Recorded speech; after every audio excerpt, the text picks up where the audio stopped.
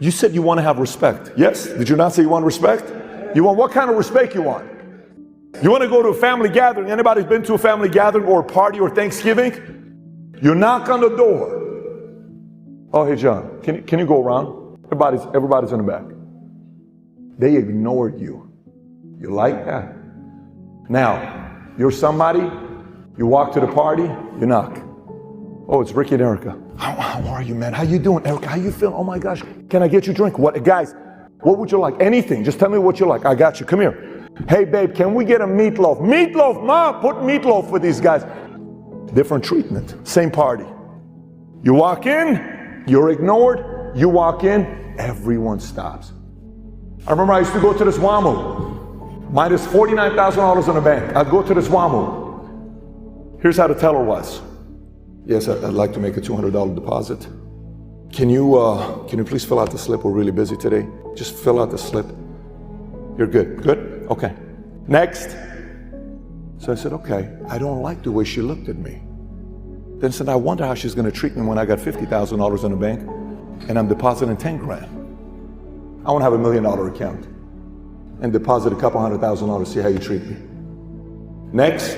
Oh, Mr. Bay David. How are you, Mr. Bay? Oh my gosh, no, you don't stand in line. Mr. Bay David doesn't stand in line, excuse me.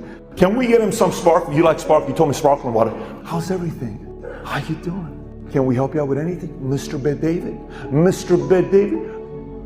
So I went to the WAMU place on Ventura who treated me like crap. I said, I'm gonna pull the biggest flipping prank on you. I said, let's go. So I called my guy, Mike. So we go to the bank that mistreated me, and I never forgot about it. We walk in, and the lady comes in. Grab a seat right here, sir. We'll be with you in a minute. I said, please don't call me sir. And my friend's like, very offensive to call him sir. Why would you call him sir? What would you like me to call you? I said, my name is Prince Patrick Bay David.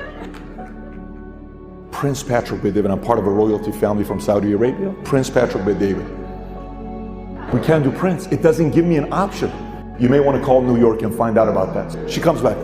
I got good news. I called New York. They've approved the drop down. It's officially going to have your title, Prince Patrick Bay David. I said, thank you so much. The credit card, the check card, everything shows up. Prince Patrick Bay David. I have it till today, by the way, right? So we leave. Thank you, Prince. So we walk out. Every week we would go eat at that burrito place. I'd go in and you would see that everybody would be shaken up. Oh, Prince Bay David, how are you? How are you? I said, you forgot I used to take my deposit and it was only $200. I said, you're going to call me Prince for the rest of your life. I'm not going to forget this. So now, what is the moral of the story? What kind of respect you want when you walk in? Do you think about that? That Thanksgiving party you go to and you get ignored? What are you pissed off for? You haven't earned that kind of respect yet. People should respect each other. Yes, but there's levels to respect. People come to me and they say, Pat, man, when you look at Vargas, why do you look at him the way you do? Why don't you look at us that way? I said, they've earned that look. You have not. You want that kind of look? You got to change your results. Let me paint a picture to you. The levels of respect also happen with parenting and kids. There's not a kid that doesn't love their parents, but there's levels to parenting. There's kids who look at their parents this way. My dad's my hero. I won't be like my dad when I grow up.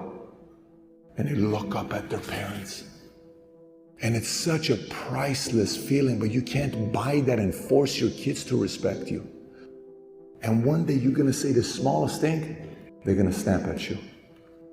Your life is not all about money. They're going to say, Mom, I am so sick and tired of your bullshit. You watch novellas every freaking day. You complain about every single person. I watched you over and over again acting like a victim. I wish you would have watched fewer movies and fewer shows and all these Netflix. And I wish, Dad, you would have worked a little bit harder. If you would have worked a little bit harder, I could have been a doctor today. Every day you came home at 5 o'clock, you sat on the bench, you got your remote, you changed your channels, you had a beer, 6-1, you were drunk, then you went to sleep. You didn't even play with us. All you cared about was the Lakers. You're full of it, you're so lazy. How many guys have had a conversation with your parents at one point like that? It's a tough conversation to have. In that moment when that conversation's had, when they're speaking at you, in your mind you're gonna go to, why the hell did you watch those 4,000 TV shows, man? Why the hell did you hang out with that cousin of yours that complained all the damn time?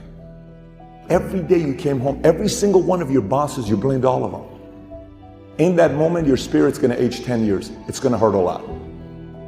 And that pain is worse than Tyson punching you in the face, because that lasts. It stays right here. And you go, man, I don't want my kids to talk to me like that. But sometimes it's too late. You may be 73 years old at the time. What are you gonna do now? Conor McGregor just posted this picture today. The top picture, that's Conor McGregor. That's in 2008. No one in the world knows who's Conor McGregor. And he's taking a picture with who? Chuck Liddell. In the bottom, it's 2020. Guess who's in the audience? Tables have turned. You know how bad he wanted that kind of respect? You know how bad he wanted that? You don't think he thought about that 24/7? You don't think him and his girl sacrificed everything? You don't think he did? Of course he did. How about you here? Look, tonight, here's what's going to happen, just so you know this. Everybody heard the same message. There's half the room that all you're thinking about is your pillow right now.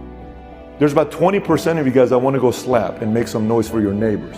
Babe, I can't wait to leave. That's all I care about right now. You came here and you invested time in because you kind of want to do something big with your life. And you're hoping you find something. You're here because you want this to happen to you. You're here because you want your wife to look at you like this. And she's going to lay next to him and she's going to say, he makes me feel safe. He takes care of our family. I married a hero. He's the hero of our family. I admire this guy. And she says, I'm so proud of you, babe, on what you've done and who you've become. You know you want that. I want that feeling, man. Either tonight when you're hearing this message, you're either going to do something about it or you're not. Respect. If I treat you like you don't matter, you're not going to respect me at all. If I treat you with respect, when you try and talk to me, I listen and I respect what you're saying and I try and understand it fully, your respect for me is going to go up as well. I've learned that being a great listener is easier than being a great talker. And people's favorite topic, number one, remember this, people's favorite topic is themselves. They love to talk about themselves. And one of the reasons they like me so much is I don't talk about myself. I love to talk about them. I love to ask questions about them. And when we're done, they really, really like me and they know nothing about me. The way I look at life, I already know about me. I think being a great listener has lots of benefits. One, people will like you more. Two, you're going to learn more. Three, it takes the pressure off you. Nelson Mandela is a particularly special case study because he is universally regarded as a great leader. And he was asked one day, how did you learn to be a great leader? And he remembers two things when his father would meet with other elders. They would always sit in a circle.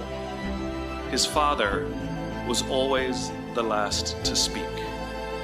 I would say that you need to learn to be the last to speak.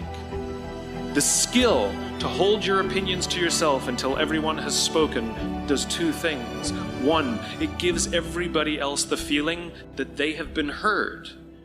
And two, you get the benefit of hearing what everybody else has to think before you render your opinion. If you agree with somebody, don't nod yes. If you disagree with somebody, don't nod no. And at the end, you will get your turn. Practice being the last to speak. That's what Nelson Mandela did.